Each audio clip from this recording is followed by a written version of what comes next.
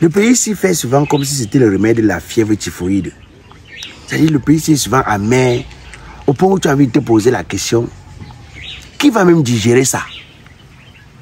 Et certaines personnes donnent l'impression d'être les complices de la destruction du bien-être du peuple camerounais. Depuis un certain moment, les petits politiciens camerounais, c'est-à-dire que ceux qui ne méritent même pas avoir la confiance du peuple camerounais, ceux qui ne méritent aucune attention du peuple camerounais, ils sont dans les débats stériles, les débats sans sens, les débats qui n'ont aucune valeur, aucune portée pour le peuple.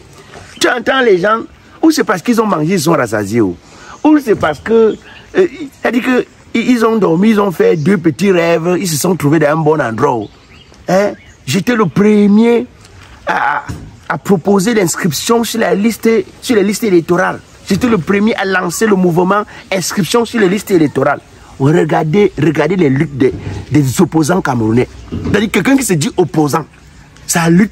Il ne dit pas que je suis le premier à enlever au pouvoir, je suis le premier à prendre le pouvoir. Non, j'étais le premier à lancer l'inscription sur les listes électorales. Maître Black Oya, homme de droit. Ah là là là, quand docteur Monkam Garamou, le tout-puissant docteur en mathématiques, le seul qui a reçu une équation où beaucoup d'Américains ont échoué. Quand il m'appelle comme ça, c'est qu'il y a quelque chose de bon à l'horizon. Allô, Doc? Non, donc je t'ai dit que pour le voyage au Canada, ce n'est pas compliqué. Il y a immigration internationale au repère. Non, non, non, non, ce n'est pas comme les autres structures de repère d'immigration qui sont dans la foubérie, dans le banditisme, non. Ici, ils sont là pour apporter le soutien au peuple, aux Camerounais. Déjà qu'il faut le rappeler, donc, le PDG d'immigration internationale au repère, lui-même, il travaille pour l'État canadien. Tu vois un peu, non?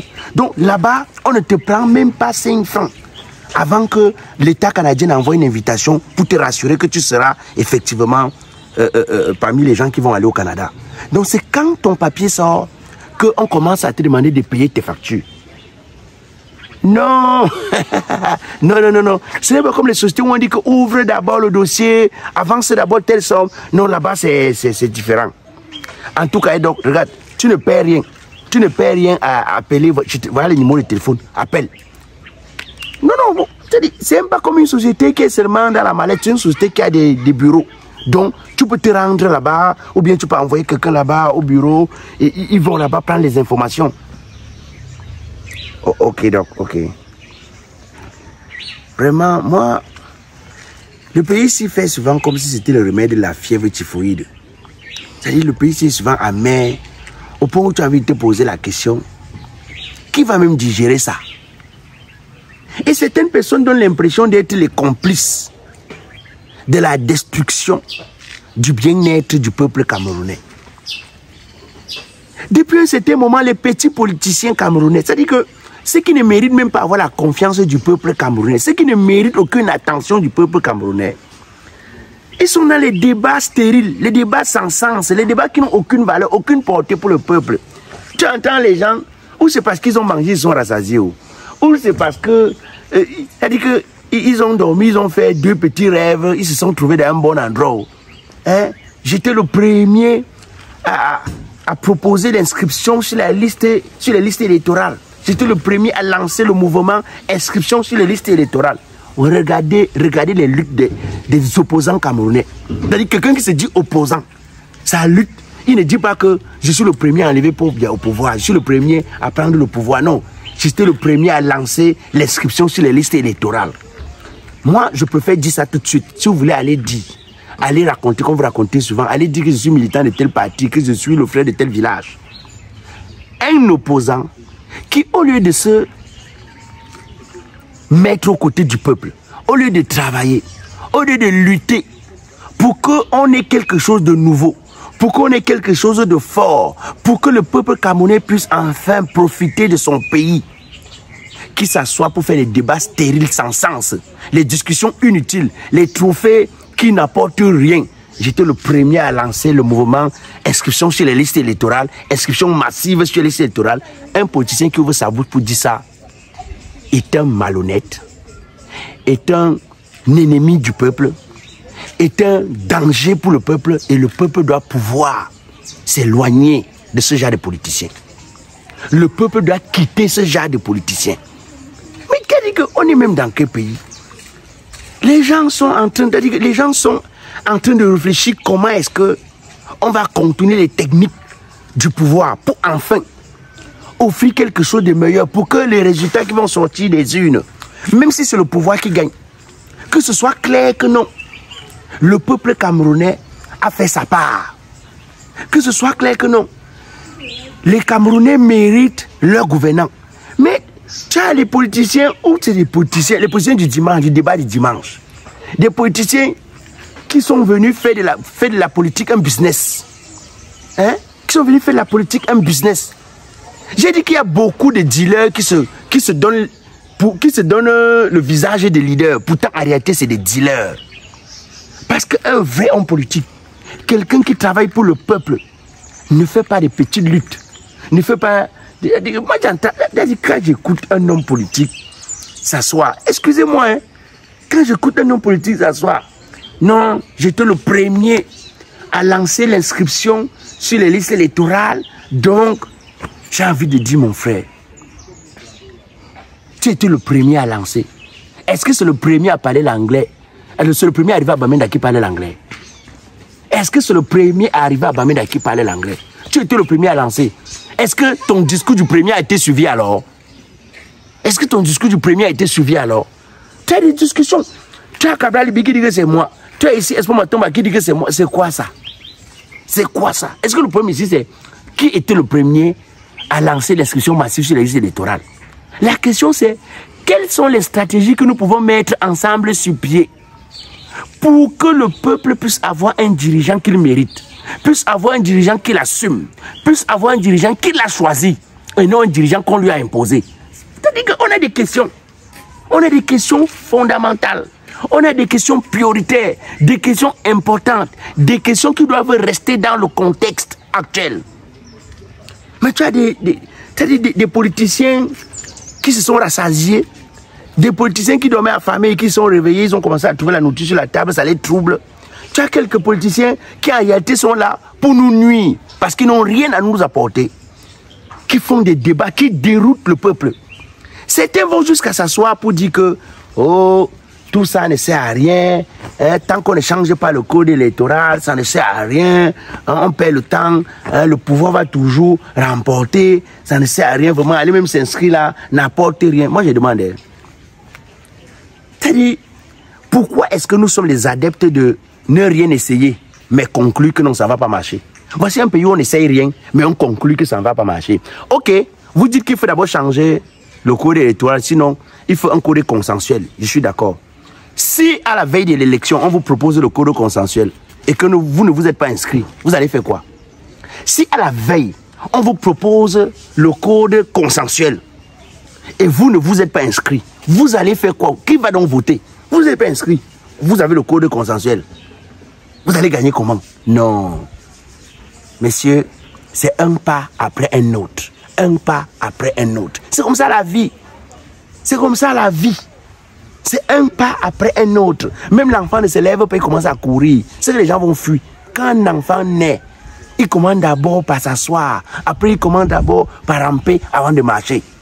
Donc, on est dans un pays où on veut seulement sauter les étapes. On est dans un pays où on n'essaye rien, mais on conclut que ça ne va pas marcher. Vous n'avez rien essayé, mais vous faites déjà la conclusion de ce que, oh, ah, tout ça c'est rien. On perd seulement le temps, ça ne va même pas aboutir. Tu as essayé. Tu as essayé. Tu conclus sur la base de quoi? Quels sont tes arguments? Il faut que les gens apprennent à faire leur part. C'est-à-dire que si la responsabilité du peuple est d'aller s'inscrire sur les listes électorales, mais laissez le peuple, le pauvre peuple, aller s'inscrire. Laissez le peuple aller s'inscrire. On vous demande un transport pour s'inscrire. On vous demande un transport. Est-ce qu'on paye pour s'inscrire? Laissez le peuple aller faire son devoir. C'est un devoir. C'est un devoir citoyen. Laissez le peuple aller s'inscrire.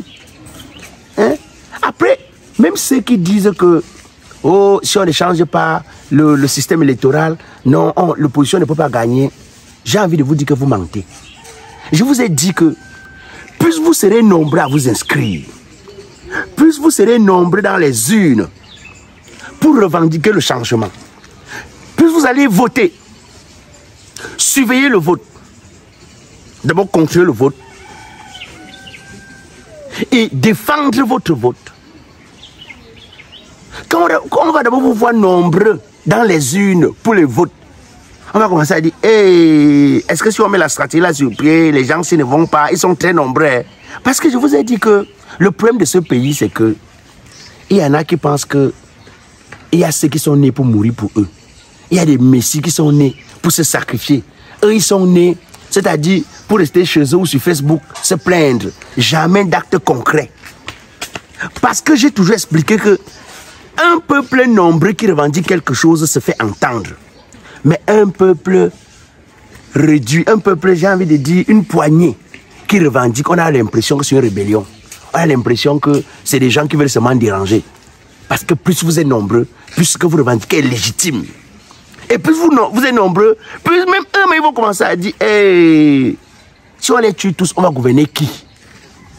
Donc ceux qui disent que non, si on ne change pas de code électoral, allez aux urnes, ça ne va rien changer. Non, non, vous vous trompez. La preuve. J'ai suivi depuis l'autre jour comment le ministre de l'administration territoriale dit que non, il ne veut plus que l'opposition harcèle les gens pour s'inscrire. Vous êtes en train de... Je ne sais pas si les gens comprennent même ça. C'est-à-dire, c'est vrai, machin comme ça, c'est-à-dire que certaines personnes font même sans comprendre certaines choses. Parce que si le ministre commandé a dit qu'il ne faut plus harceler, ça veut dire que l'inscription là a un impact sur le pouvoir. Ça veut dire que l'inscription là pèse quelque part pour que l'opposition casse la barrière, pour que l'opposition casse la porte qui a été fermée depuis des années.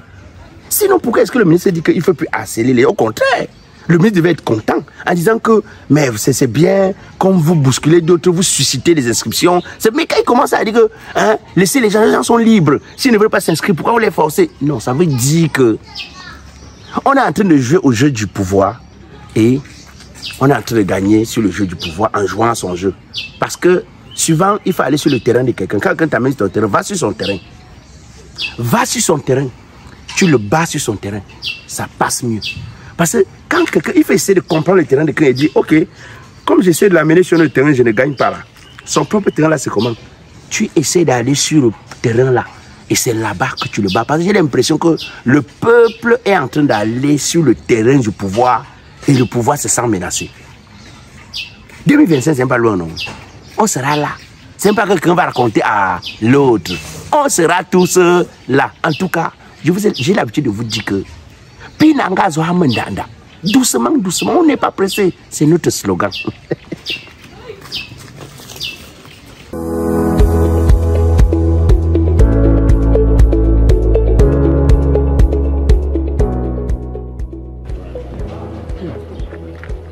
Je dis quoi? Non, c'est bon. Qu'est-ce que c'est bon? Non, c'est bon, les gars. Qu'est-ce que c'est bon, non? C'est bon, Et on peut être ici comme ça que le bonheur est là-bas devant, les gars.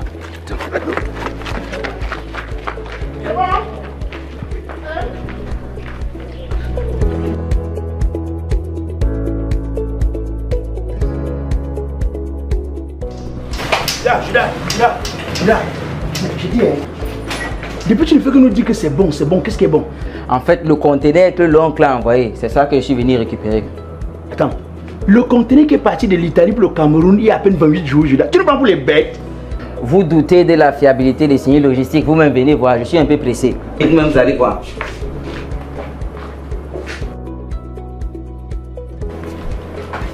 Bonjour madame. Bonjour monsieur.